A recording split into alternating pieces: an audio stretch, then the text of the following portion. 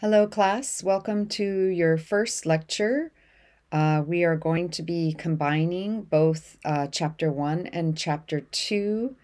We'll be talking about, Chapter 1 is actually about the spirit of American politics. Chapter 2 goes into depth about the ideas. I'm calling this political culture. It just kind of gives us an idea of um, what kind of political culture we have, where it came from, how it got to where it is, and we'll be moving on to what it is now. So the first couple things I'd like to point out is what we'll talk about. The 7 key American ideas. You'll find this in Chapter 2. We'll be going over each one of them and the arguments surrounding them. You'll need to know at least a couple of these to be able to write on, both for your second discussion question and also for your first exam. We'll also talk about how does American politics work, what does the government do, and a little bit touching on who we are as a nation. Before we start, I'd like to point out that we'll be looking at a couple of very famous documents. The first one is the Declaration of Independence, which starts off by saying, "We hold these truths to be self-evident that all men are created equal, that they are endowed by their Creator with certain unalienable rights. Among these are life, liberty, and the pursuit of happiness." So this Declaration of Independence just explained the role of government and wanted to secure individual rights, life, liberty, and the pursuit of happiness, and that people form their governments, not monarchies, not kings or monarchies. The second thing I'd like to go over is just this phrase called American exceptionalism. This will come up a couple times in the course, and I just want to make sure that you don't just take the word and try to describe it just by what the word is, because it sounds a little bit like, oh, Americans think they're so exceptional, but that's not what it is at all. So please read the definition. This is the view that at the time the United States was being formed, that it was uniquely characterized by a distinct set of ideas such as equality, self-rule, and limited government. These ideas are what we're going to talk about right now. And at the time, there were no other countries that were doing that. Most countries were run by a monarchy or a king or a dictatorship or authoritarianism or whatever you want to call it, but not a democracy run by the people.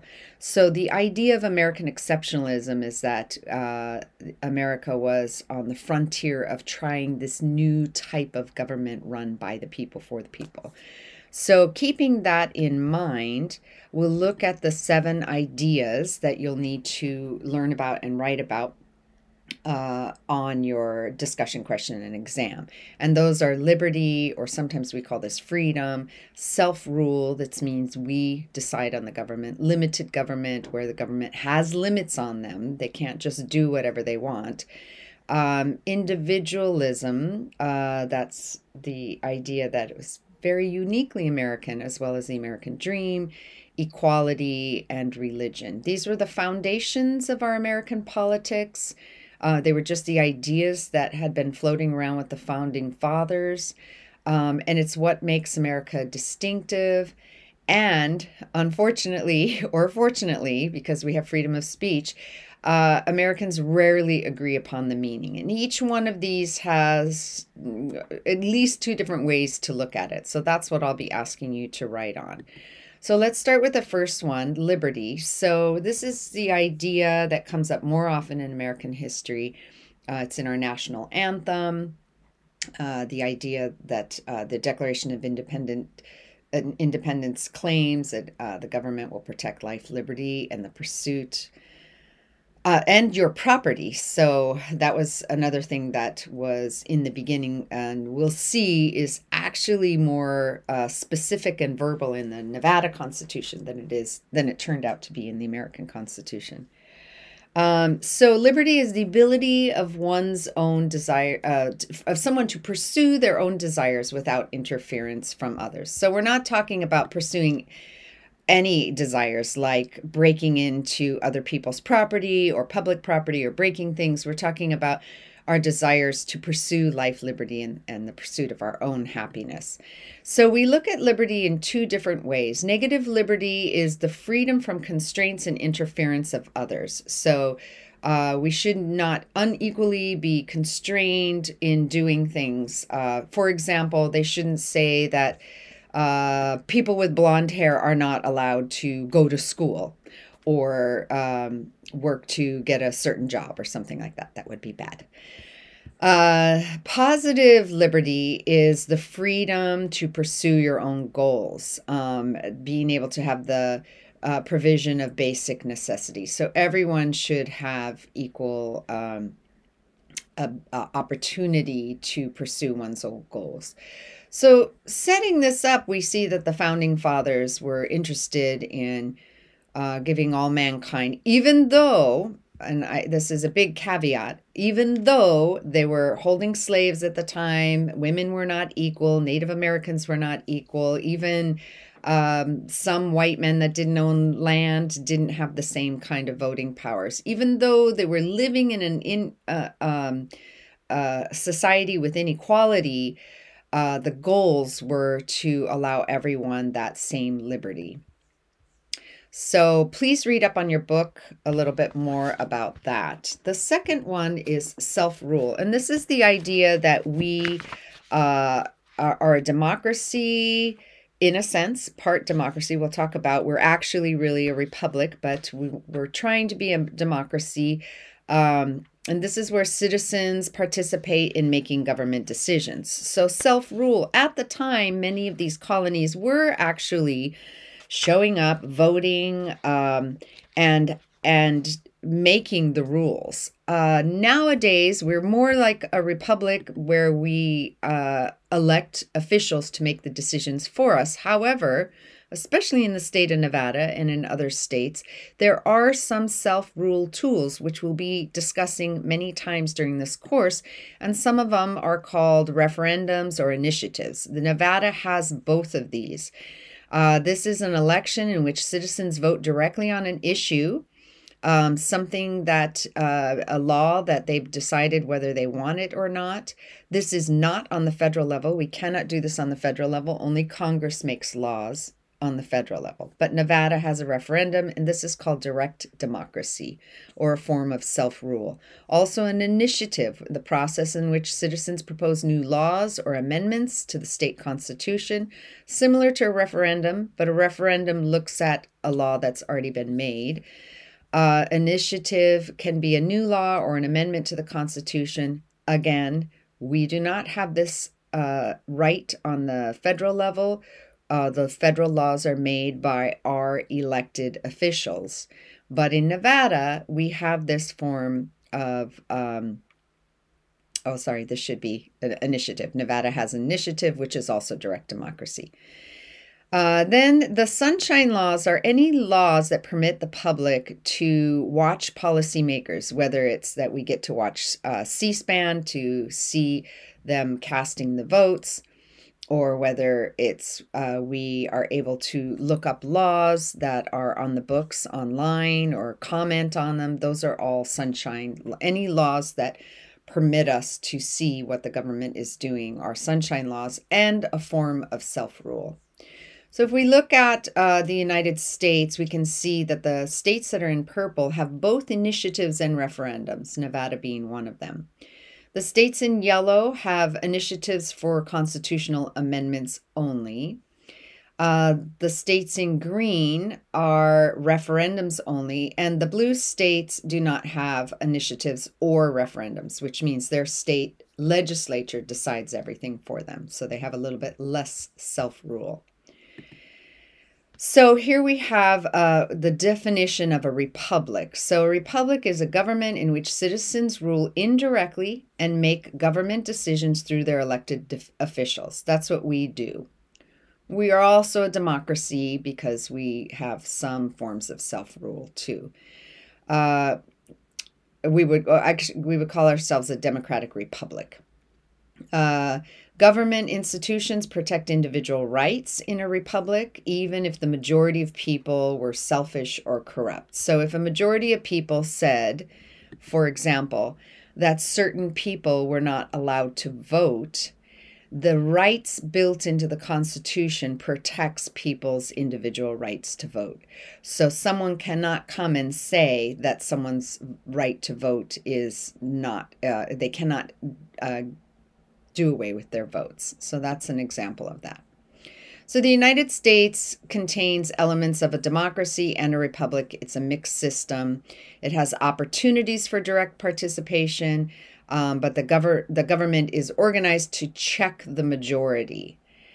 So we have checks and balances in place, meaning basically the Bill of Rights to make sure that a majority, because you only really need 51%, cannot infringe upon the rights of the minority. That's where the Bill of Rights come in to protect us. So you can make laws, but it cannot infringe on the rights of anyone else. All right. So limited government is built into our Constitution. Americans distrust central leadership. They want to limit central leadership's power, central leadership meaning the federal government. Where am I? Sorry, switch back here. The image of the central government is that it's far away in DC, they're unfeeling, they're untrustworthy authority, and it threatens freedom. So Americans have enjoyed the right to vote before having a central government. So before the federal government was established with the Constitution, all the individual colonies or states already, not everybody, white men with property had the right to vote. So they had already enjoyed that right and they wanted to continue that right. And that's how Americans keep a check, by a counted vote. So whoever wins the most votes, whether it's the Electoral College for the presidency or just a regular 51% for other positions, those are the people that get to get into office. Let's see. Experience taught Americans to see central government as a threat to their life, liberty, and happiness. And when the framers designed our political institutions, and institutions meaning Congress, the court system, anything, the freedom of press, we need our media to tell us what's going on.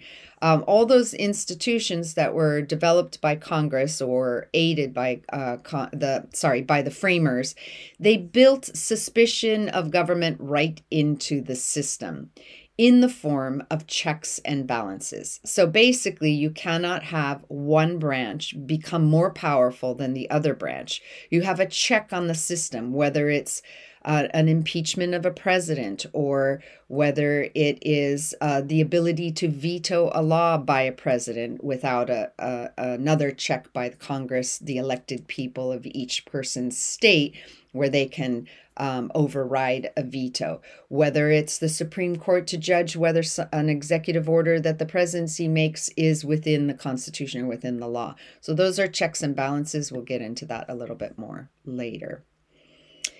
So limited government, we have these checks and balances that limit the government. So please read more in your chapter on that. Individualism. So the two sides of individualism are community versus individualism. So as Americans, we value individualisms. We think the idea of an individual, not society or community or the government, are responsible for our own well-being. So for example, if you're in trouble, you need to solve your own problems. You need to pull yourself up by your bootstraps, whatever that phrase means. And you need to take care, or you or your family need to take care of things. So in other words, no welfare programs. You just need to figure out how to take care of yourself. That's individualism. The opposite of that is social democracy. And social democracy is government policies that ensure that all people are comfortably cared for within the context of a capitalist economy. I will add another video down below that kind of explains the difference between people are often confused with the word socialism and social democracy. So you can look at that video and you'll understand that it's within the context of a capitalist economy. So it emphasizes community, members of society are responsible for one another. The government is a source of mutual assistance, and it's based on solidarity, that people have a tight bond and are responsible for each other. And the idea is that if the whole society is healthy and educated, then it's a better nation altogether. And so, but the United States was born on individualism because many people came from countries with caste systems where they could never get out of the social level that they were at. And so the idea is that anyone can get an education, get a job, make money, make their own business, and move up. So please look at both sides of that idea of individualism. If we look at a survey saying whether people should take more responsibility to provide for themselves, meaning not depend on other people or nations, the United States, many more people thought that people should take responsibility for themselves compared to other nations who may have thought that the government should take care of the poor. All right, moving on to the American Dream.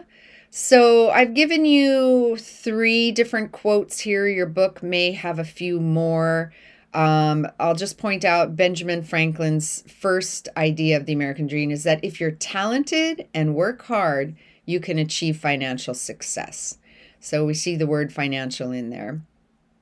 And then President Clinton, former President Clinton, the American dream that we were all raised on is a simple but powerful one. If you work hard, just like Ben Franklin said, and you play by the rules, you should be given a chance to go as far as your God-given abilities, so that's if you're talented, will take you.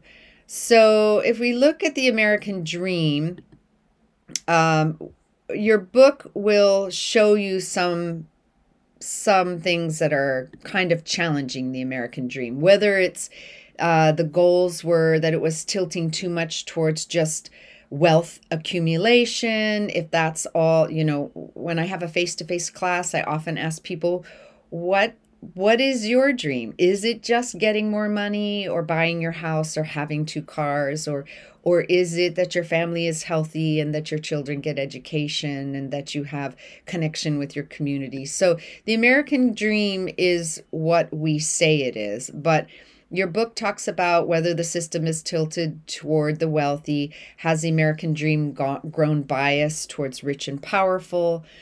For much of U.S. history, the middle class income rose faster than the upper class, but as we'll see in some of the charts below, that's not the case now. It's the opposite. And so we've seen inequality rise as a gap between rich and poor. And does it promote the wrong values? Is wealth the only human value that we should be chasing after? What about damage to the environment? What about old-fashioned ideals? And pursuit of economic success to the exclusion of community and social justice. And they do ask the question to 18 to 29-year-olds, and the survey said that most of them do not think that the American dream applies to their generation. So I'd like to take the time to just watch a video right now, just kind of discussing that. I define my parents' generation and sort of what they did. I call it immigrant hustle. And basically what they did is they left everything they knew behind, friends, family, culture, and they came here to America to sort of establish a better life for their children. And to me, that's the biggest risk you could ever take in your life. And one of the things that I saw growing up is that my parents were able to just continually sacrifice, and they were able to sort of block out any noise because they knew that America, and specifically American democracy, is one of the greatest social experiments of modern civilization, and it's the greatest place to be during our modern civilization. And so they were like, we got to go there for our kids. And to me, what's wild is that they, just for us to be a family and for us to be together, my dad went through a lot. Like, he came here. My mom was back in Aligarh, which is like a small town in India. My dad goes back, gets my mom, brings her here. I pop out here. And then they were able to give me, you know, like an amazing life and opportunity where I could become a professional satirist, which is just insane. That's like so crazy to me. We were taught at a young age that there are certain inalienable rights that every American citizen is given. Life, liberty, and the pursuit of happiness. These things are written into our Constitution. That's like written on the receipt that we get when we pay our admission for the American dream. And sometimes what we see when like inequality or injustice or racism happening in the country, we're like, whoa, whoa, whoa, hey, like on the receipt it says all men are created equal. Like this isn't equality. For me, being a person who can navigate both worlds, I know like the world my parents come from and I know America. Like I'm this bridge generation. We're this generation that's truly like a bridge. What our job is as first generation and second generation kids is to hold America accountable to that receipt. And we actually have like the skills and ability to be like, hey, no, all we're asking for is this. In the wake of a Trump presidency, what I think is so weird is people always go, well, we should make America great again. Well, when was it great per se? And the thing that's missing from the dialogue is what makes America great is its ability to evolve and change. That's why it's great. So this notion of like, let's make it great again, you gotta drop the again. What makes it awesome is over the past 300 years, there's been this constant struggle to make it better. And that's what's great. It's lack of rigidity. People.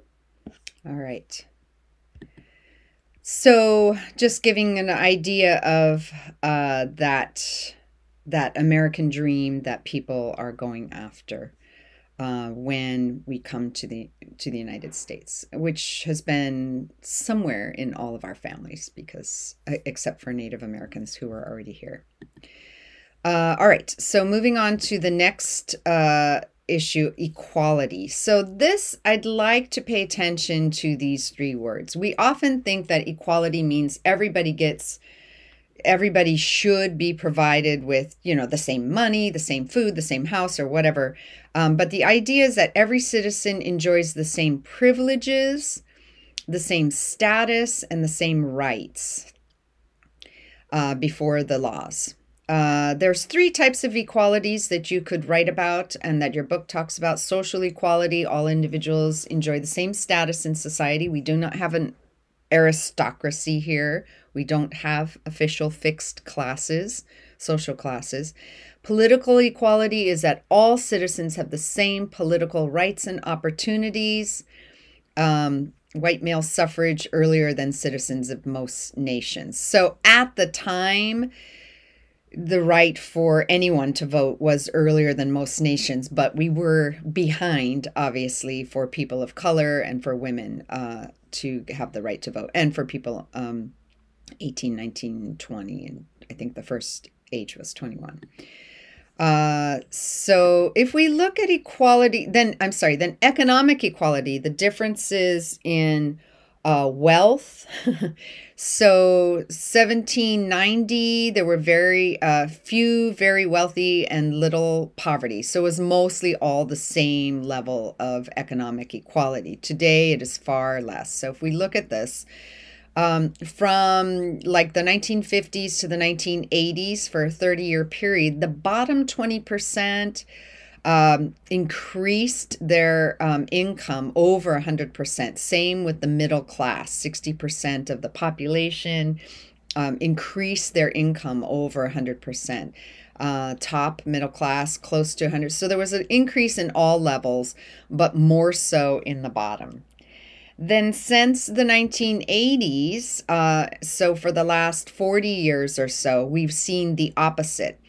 Over a 200 increase in the top 1% and very little increase matching that on the next three levels. So definitely we have economic inequality in the United States, and some may say that that's based on the American dream, that individuals can work hard. However, we'll be looking at how much help corporations and businesses are getting. The more money you have, the more interest groups you have, the more you can lobby the government to create loopholes in the tax system where you can keep more money, etc. All right, so moving on to looking at the idea, your book talks about equal opportunity versus equal income. So equal opportunity is the idea that Americans have the same chance to influence politics, meaning through voting or running for office, or writing their politician, and to achieve economic success, that everybody has the same chance. And then everyone gets one vote, and everyone has a fair shot at achieving the American dream, however they define that. Equal outcome is the idea that citizens should have roughly equal economic circumstances. So this would, and it guarantees not just opportunity, but the results. And we don't have this as much in the United States. This would be coming more into a little bit more of social democracy, where we help people. We have some systems that are in place, but the United States has gone from the most equal society in the world to less equal than other wealthy nations, especially in economic equality. All right, so the last idea is the politics of religion. In the First Amendment, it declares two parts about this freedom of religion. One is that Congress shall make no law respecting the establishment of religion. This part of the Constitution is called the Establishment Clause, or prohibiting the free exercise thereof. This part is called the Free Exercise Clause. So it is telling us two kind of opposite things. One, that the government cannot establish a religion, so they cannot force us to believe in any or follow any religion. But they also cannot stop us from believing our own religion. So make sure you understand that. We'll go more into that when we cover the Constitution. Thomas Jefferson described a wall of separation between church and state. State meaning the United States of America, the nation. And that is that the government should not be establishing any kind of church, any kind of religion within the United States.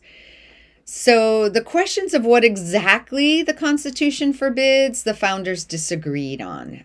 So there are some vague and there are some challenging problems. And we'll see more when we talk about civil liberties and civil rights, when you have one person's right bumping up against another person's right, like the freedom of religion as opposed to the freedom of equality through the 14th Amendment, as we saw in the case of the baker refusing to make a cake for a same-sex couple's wedding. But I'm getting ahead of myself. Okay. But we do see how religious faith inspires people to throw themselves into political issues. We saw this with the abolitionists, with trying to get rid of slavery. We saw this in the civil rights movement.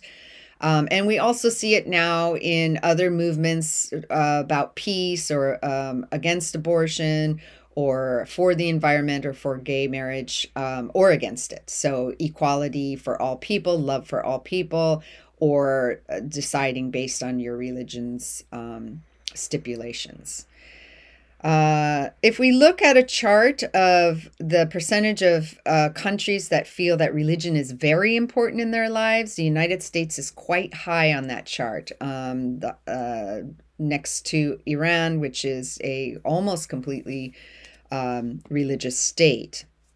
So we see other countries not so much. That doesn't seem to be the concern for other countries. And if we project in the future, this chart shows 2010 to 2050, so we're probably about here, we can see that the amount of unaffiliated people, so these are people who don't associate with a religion, maybe could be atheist, could be agnostic, could be just people who just are not associating with a religion, that those people are increasing. And when I'm in a class, I always like to ask why people think that that number of people will rise. And it usually comes around, if we look at our grandparents' commitment to their religion, it was very strong. Maybe our parents a little less strong, maybe and there's all kinds of things people can have their own spirituality without having to go and sign up for a specific church with certain rules. Also, people have more access to science and any kind of information from the internet. People are interfaith marriages. So many people allow their children to see what kind of faith they want to have. So there's several reasons, but we do see that there is a projected increase in people with less faith. Not a whole lot of change in any of the other religions here. All right, so now there's a crash course. I often give you links. I will be putting these links down below. I just want to show maybe like the first minute or so of this guy, just to give you a feel for it. And please watch the rest of it yourself, just to give you a little bit of background on the American Revolution.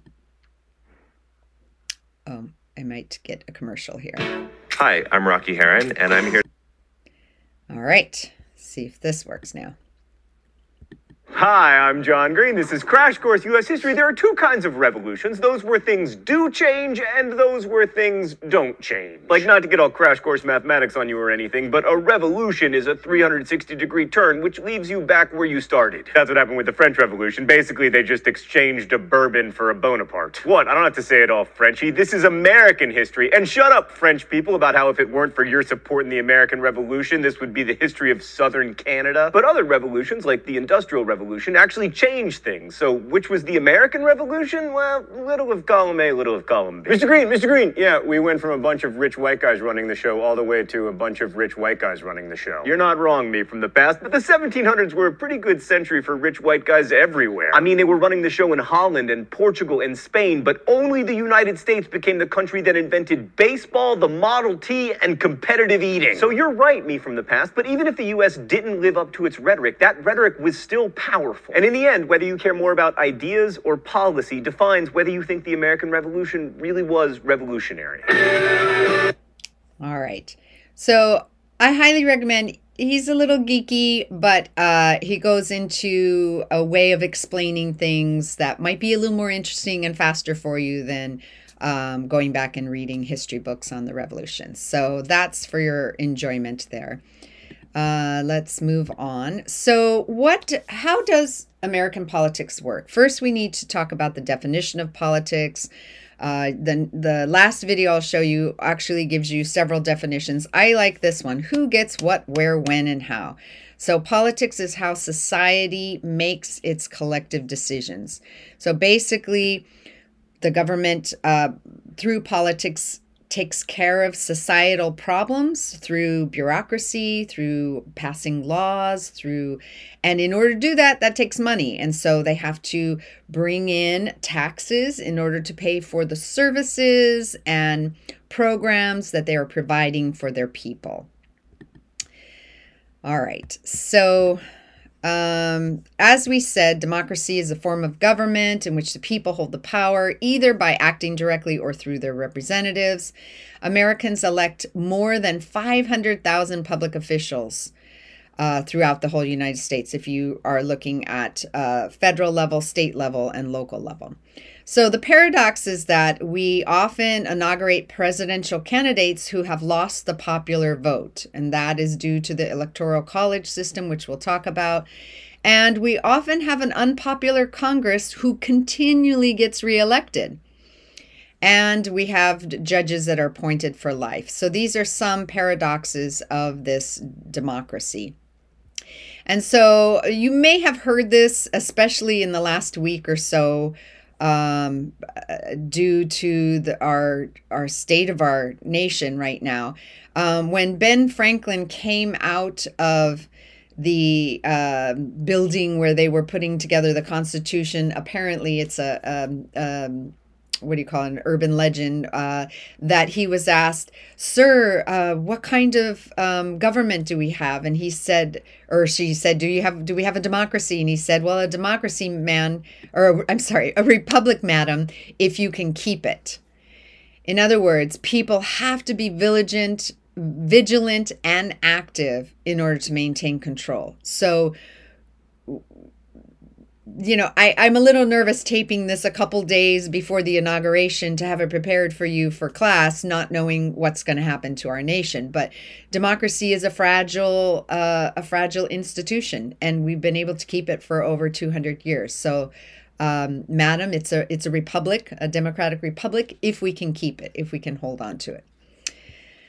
All right, so what does the government do? So the government, as we know, there are three branches of government. The legislative branch makes laws, and those laws are enacted through the executive branch, through our federal agencies. We have about 1,300 of them, 15 departments, 2.2 million federal employees, an additional 2.5 million military. Then on the state level, we have another 4.4 million state employees, and then 12.2 million local employees, plus those elected officials. 22 million people work for a government position. So that's quite a large government, and provide various services, whether it's safety in the roads, in the air, safety of your food, healthcare, Social Security, FAFSA funds for grants for education, teachers, police. Well, you'll find out. We're going to be going into bureaucracy, all the people that work for the government. Having said that, we also have a very poor opinion of government. And so this is a trending poll that they have continued to take throughout various administrations of the percentage of people who trust government in Washington. And I don't have the most recent poll, but I doubt that it's gone up very much. All right. So what does government do? So the Constitution says the government is supposed to establish justice. So that means having a military, a Justice Department, an FBI, a CIA, a proper court system. They also have to ensure domestic tranquility. So police forces, National Guard, again, court systems, provide common defense, military, promote general welfare. So that would be all of any kind of system, services or bureaucracies that help people and secure their blessings of liberty. But if you look at the budget of what America does, the biggest portion of the budget is basically on 4 programs. And these 4 programs are Social Security, which is a entitlement program for people over 65. Medicare, which is health care for people over 65. Medicaid, which is health care for people who are unable to afford health care and or have disabilities, but 75% of Medicare is for people over 65. And then the military. This is 65% of our budget goes to these 4. So as I said in the beginning, Congress pays attention to those who vote, and these are hard to touch. Politicians do not want to cut Social Security or Medicare, because who are their biggest voters? Old people. All right, so we'll talk about changes that can happen there. This kind of shows you a little breakdown. Social Security, Medicare, Medicaid, and National Defense. So that means that the remaining amount of the budget, which is a small percentage, is for everything else, including Veterans Affairs and education and building our highways and our relationship with other countries and the environment, and everything else is in that small piece of the pie. All right, so what I would like to do now is I would like to talk about this idea of an elevator analogy. So if you think of the definition of politics, who gets what, where, when, and how? So the government takes a collective action to help people. Not everyone needs each collective action that happens, and not everyone really wants to contribute. So they don't really want their taxes to go towards everything. And so they might not be the recipients. They don't get to it. It's not distributed to them.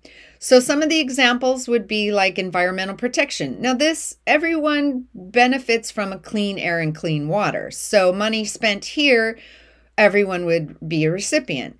Money that goes towards building roads really only affects people who actually drive on the roads, or maybe people who ride on buses. But if you're a biker or a walker, you might not care that money is going towards those roads. Unless you have people coming to visit you, then you do. So this is kind of universal as well. Education. If you don't have children and you've already received your education, you might not be interested in having your taxes being contributed towards education. Welfare. If you're rich and you're not interested in having your taxes go to help other people who aren't rich, you might not be interested in helping there. Same thing with healthcare. If you have a company that's paying 100% of your healthcare and you're perfectly pleased with it, you might think, why do I want any of my taxes going to help other people? Same thing with public transit if you're able to afford a car. So your first discussion question is, I'd like you to pick an issue, a service that the government provides, and think of it as a building and an elevator. So for example, if you're living in a building and let's just say that the topic is putting an elevator in the building. And this building is asking you to contribute, and everybody's going to contribute the same amount of money or the same percentage of money. And they're going to build this elevator in this 3-story building. Well, the people on the first floor may say, hey, I don't need it. I never go up to the 2nd or 3rd floor, and I don't really want to contribute to it. So it's not going to be distributed to me, and I don't want to contribute. The people on the 2nd floor may say, well, I don't mind going up the stairs a couple times. I probably don't need it all the time, but when I'm carrying heavy groceries, I might need it. So I don't mind contributing a little bit, and I may use it a little bit. Or the person on the 3rd floor may say, yes, I really need it. So I don't care. Take a percentage of my taxes to build this elevator because I need that program. Now, you could be on the 1st floor and you could say, I don't use it, but I think it's important for the building. And so I don't mind contributing. So what I would like you to do is pick an issue, and it can be any issue, anything that the government provides a service for or has a law about, because even just the law of whether, I don't want to use a controversial topic like abortion, so let's just say building roads. Maybe you don't use the roads, but there's a law that maybe a law that says all states have to have 3-lane roads, and maybe you don't use it, but you think that's a good idea, so there's not traffic jams. So my coworkers even though I ride my bike to work, my coworkers can arrive to work on time. Even though I'm not using that policy, I think it's important for the good. So you could be on the 1st floor where you don't use it. You don't really need to desire to contribute to it, but you think it's good for the whole community. Then you can describe that. So your discussion question will say, pick a policy, talk about it, talk about where you fall. Like, I don't really use it, but I think it's important, or I do use it a lot. My family members use it, or a lot of people are like, I don't use it now, but I might lose my job and I might need insurance. So yes, I think that this is important. Please use any variety of service that the government does, and tell me what floor you're on. Follow the directions on the discussion question. All right, so what big government does? We have a huge federal government, which we'll go into more later in the course. Like we said, more than 61% of the government goes to these 4 categories. The government will only receive $3.4 trillion in revenue. This was pre-COVID numbers. That creates a $985 billion deficit. So a deficit is the amount of money, the difference between the amount of money coming in taxes and the budget that we plan on spending. So Americans dislike government in the abstract, but they support many of the things that government does. The more we talk about bureaucracies, I think the more you'll realize, oh, I didn't realize how much of the things that you depend on or you hope for that the government does. So we pay lower taxes compared to citizens in other countries, as we'll see in a moment. And Americans like federal programs but oppose paying taxes. So we want the programs, but we don't have to pay for it. If we look at other countries, we see that the United States pays quite a bit less than a lot of Scandinavian countries or European countries. And the answer to that is these countries also provide great social network systems like education and healthcare and maternity leave, paternity leave, stuff like that. So there are great programs that people can receive in these countries, but the consequence is that they pay more taxes for it. And also it might be said they have tend to have a smaller military than the U.S. So the U.S. spends more money on military, therefore we have less money for social programs. This chart in your book, you can read it. It basically says that people who were surveyed were asked, if they were recipients, what they thought about receiving money from the government. Most of them, more than half of them, didn't realize that they were actually recipients of government money, whether it was through subsidies in subsidized housing or through tax breaks or through education programs or even Social Security. A lot of people don't even know that Social Security is a government program. All right, so who we are. Your book has this theme that runs through it. I'll probably only bring it up a couple times during the course, but they talk about the different age groups. They talk about different nationalities. They talk about different religions. So we are a conglomeration of all types of people. We have baby boomers that are growing older and government services are needed for them. More people receive Social Security and Medicare. We have millennials that have been born after 1983 and Gen X. The studies have shown that millennials are more responsible, harder working, more law-abiding, volunteer more, and give more to charity than their previous generation. I like to show this chart, and I'll show it a couple times because I think millennials get a bad rap and from the older generation, and there are some stats that are showing that there are differences in the generation, and these are some of the good ones. However, they're less likely to vote. But that is changing too, especially in this last election. As far as aging populations, the United States is still small compared to Japan, where I am, where the aging population is huge. So if you look at the population in 1960, it looks more like a tree where the top is, or a pyramid. The top is quite thin because people weren't living as long and people were having lots of babies. And then we have the era around the time that I was born where the working class was quite huge. So there were a lot of people paying into the Social Security system and less people pulling out of it.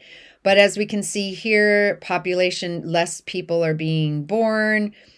We have the baby boomers are starting to retire, and so the change in that, which we'll talk about more when we talk about Social Security, is going to affect not only politics but our economy. And then we also look at race, the changing face of America. So this is a projection of the purple is white population, green is black population, light purple is Hispanic population, the dark orange is Asian, and then all other. All right. And then I've given you another crash course video to look at. I'll put that down. This is a different guy. Let me just show you a few moments of him. He's really interesting as well, but a little quirky. Oh, darn. And this is Government and Politics, a new show. Hooray!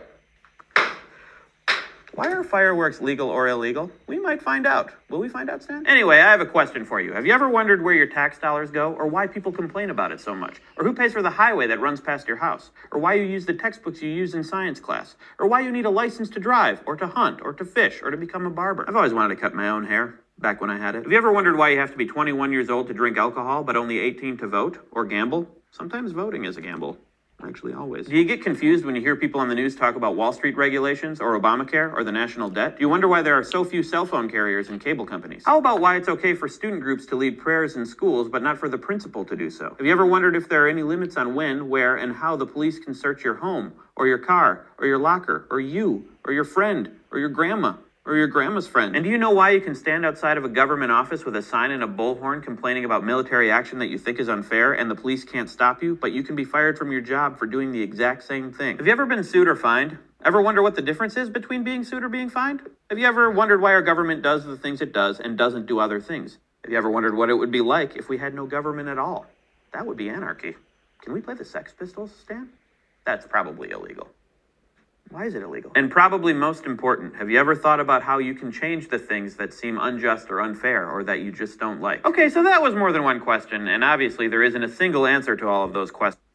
All right, so I'm going to stop him there. I highly recommend you watch him. He does a great job as well. So I'll be adding those videos just to complement your classes, just to watch while you're, I don't know, having dinner, and just let everything that we talk about sink in, and everything you've read about in your text.